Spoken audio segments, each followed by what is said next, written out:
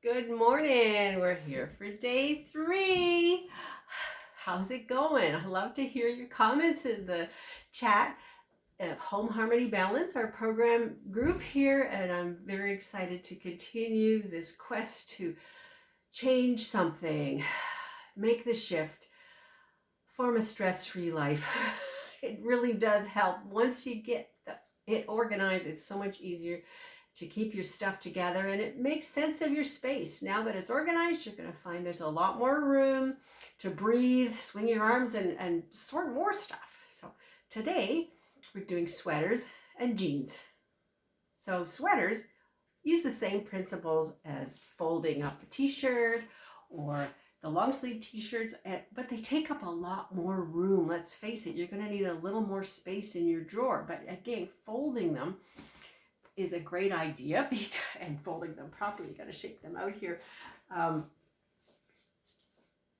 So some people like to hang sweaters. I prefer them in the drawer, so whatever works for you.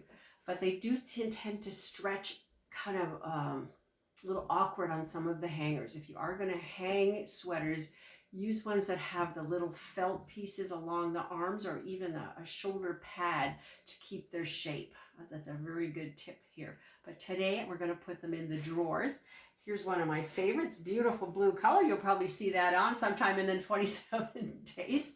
So same thing here. I'm going to put that on my chin, move the arm, shake it out. The other side, shake it out. Now this is a longer sweater, so the thirds might be a bigger packet for sure. So here we got the sweater here, and 1, 2, 3, and here we've got a perfect little package ready to go into the drawer.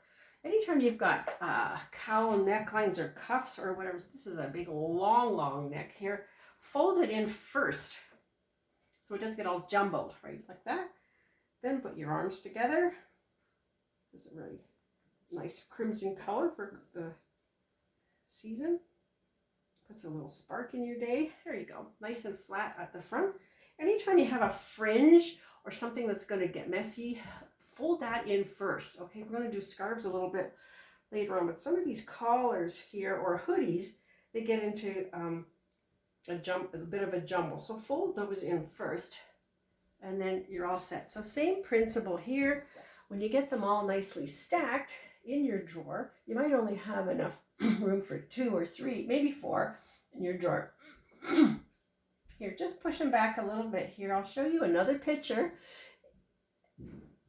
that I'll put into the bottom of this here, but stacking them all here, again, you can open your drawer, pick which one you want, slip it out without messing up all the other ones. And going into your jeans, I'm going to do jeans and soft pants.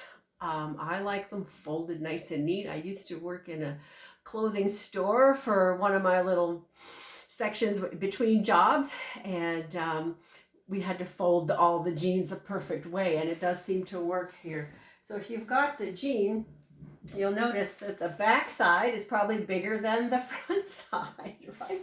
So we're going to shake it out, back side out, pull up the crotch, so the pants are nice and straight. So hopefully there's no wrinkles in here. Same principle, fold it in half, and then fold it again, and presto, change out. So you can always see, there we got the pocket sitting here really nice. Wrinkle free. Hopefully when you pull it out, shake it out, you won't have any wrinkles in there for sure. And you can stack them again just a little bit off so you can find, oh yeah, that's the one with the cute pocket, or that one's a little bit different than the other one. And same thing with your soft pants, whether they be track pants or exercise pants or whatever you want to call it. The jersey knit ones here, again, they fold up so nice without wrinkles if you just take a second to shake them out. Again, back side out, pull out the crotch.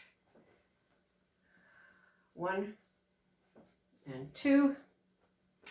There you are. And that pocket is showing here again too. So whether you want to mix them all up in one stack, or you do want to have jeans in one side and soft pants, jersey knits in the other side.